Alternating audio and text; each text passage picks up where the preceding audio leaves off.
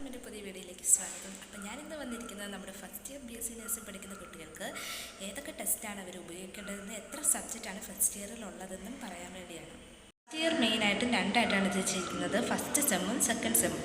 അതിൽ ഫസ്റ്റ് സെമ്മിൽ നമുക്ക് പഠിക്കാനുള്ളത് നമ്മുടെ സ്പെഷ്യാലിറ്റി സബ്ജക്റ്റ് ആയിട്ടുള്ള നഴ്സിംഗ് ഫൗണ്ടേഷൻ, പിന്നെ applied anatomy, applied sociology, psychology, communicative ഇംഗ്ലീഷാണ് വരുന്നത്.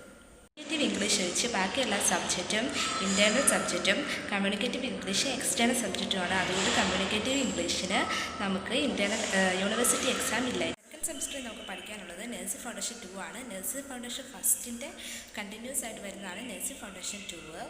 Then applied nutrition and dietetics, then applied biochemistry, പിന്നെ ഒരു ഹെൽത്ത് ഇൻഫോർമാറ്റിക്സ് എന്ന് പറഞ്ഞ ഒരു എക്സ്റ്റേണൽ സബ്ജക്റ്റ് നമുക്ക് പഠിക്കാനുണ്ട്. അതുപോലെ തന്നെ യൂണിവേഴ്സിറ്റി എക്സാം ഇല്ലായിരുന്നു. ഉപയോഗിക്കുന്ന ബെസ്റ്റ് ബുക്ക് ഏതൊക്കെയാണെന്ന് ഞാൻ പറയാം. Kozier and Erb's, Potter and Perry, Annamma ജേക്കബിൻ്റെ ബുക്കുണ്ട്, പിന്നെ ക്ലെമൻറ്റിൻ്റെ ബുക്കുണ്ട്. ഇതിലെ കോസിയർ ആൻഡ് എബ്സ് ആണ് ഞാൻ ഉപയോഗിക്കുന്നത്. പിന്നെ പോട്ടർ ആൻഡ് പെറിക്കകത്താണെങ്കിൽ കൂടുതൽ ഡയഗ്രാംസ് ഒക്കെ ഉള്ളത് കാരണം നമുക്ക് എളുപ്പത്തിൽ ക്യാച്ച് ചെയ്യാൻ സാധിക്കും. അനാറ്റമി ആൻഡ് സൈക്കോളജിക്കകത്ത് സെമ്പിലിംഗവും ആശാലതയാണ് ടെസ്റ്റ് ഉള്ളത്. അപ്പം ഞാനിതിൽ ആശാലതയിലെ ടെസ്റ്റാണ് കൂടുതലായിട്ടും പ്രിഫർ ചെയ്യുന്നത്. സോഷ്യോളജിക്കകത്ത് പ്രേം ശർമ്മൻ്റെ ടെസ്റ്റുണ്ട്, ആർ ശ്രീവാണിയുണ്ട്, ക്ലെമൻ്റ് ഉണ്ട്.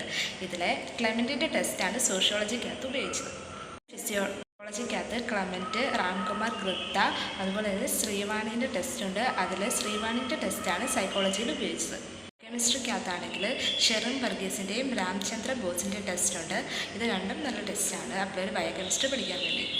ന്യൂട്രീഷൻ ആൻഡ് ഡയറ്ററ്റിക്സിൻ്റെ അകത്ത് സൗഭാഗ്യലക്ഷ്മിൻ്റെ ടെസ്റ്റുണ്ട്, അതുപോലെ തന്നെ ടെസ്റ്റുണ്ട്, മോനിക ശർമ്മൻ്റെ ടെസ്റ്റുമുണ്ട്. ഇൻഫോർമാറ്റിക്സും അതുപോലെ തന്നെ കമ്മ്യൂണിക്കേറ്റീവ് ഇംഗ്ലീഷ് എന്ന് പറഞ്ഞാൽ എക്സ്റ്റേണൽ സബ്ജക്റ്റ് ഞങ്ങൾക്ക് കൂടുതലായിട്ടും നോട്ട്സാണ് തന്നുകൊണ്ടിരുന്നത്. അപ്പം ഞങ്ങൾ കൂടുതലും നോട്ട്സ് പ്രിഫർ ചെയ്താണ് പഠിച്ചത്, ടെസ്റ്റായിട്ട് ഉപയോഗിച്ചിട്ടില്ല. ഇതിനെക്കുറിച്ചൊരു വിശദമായിട്ടുള്ള വിവരം കിട്ടിയെന്ന് ഞാൻ വിചാരിക്കുന്നു. ഇനി എന്തെങ്കിലും ഡൗട്ടോ കാര്യങ്ങളോ എന്തെങ്കിലും ഉണ്ടെങ്കിൽ കമൻറ്റ് സെക്ഷനിൽ അറിയിക്കേണ്ടതാണ്. അപ്പം ഏത് സമയത്തും ഞാൻ അവൈലബിൾ ആയിരിക്കും.